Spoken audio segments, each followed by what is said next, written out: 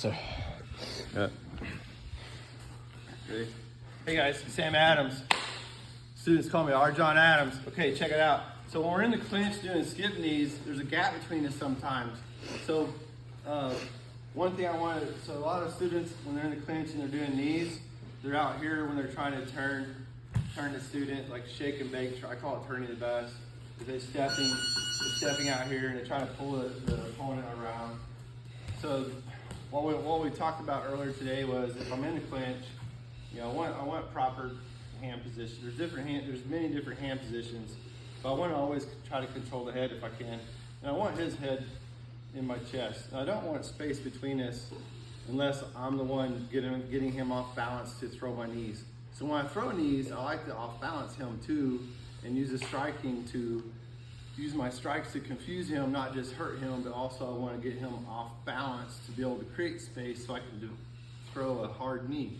So that being said, when I'm throwing my knees, one way to turn the bus is I want to step outside that foot. I can step between his feet too, but today I'm just going to show you one thing.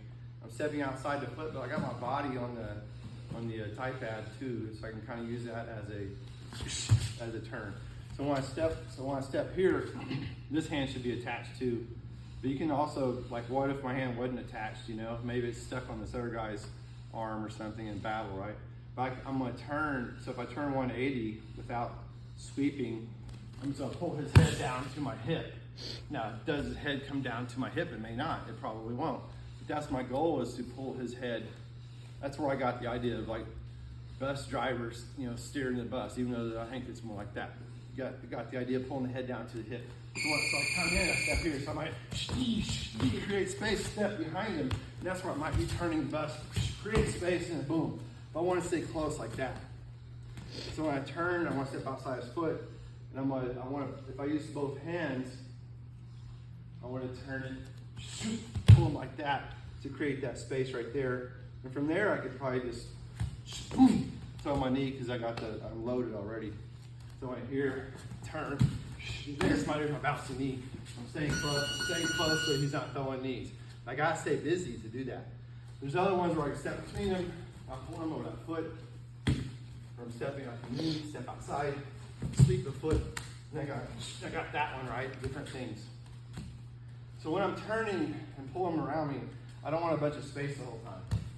Knee, knee, knee, turn, knee, knee. I don't always be pulling. I want to be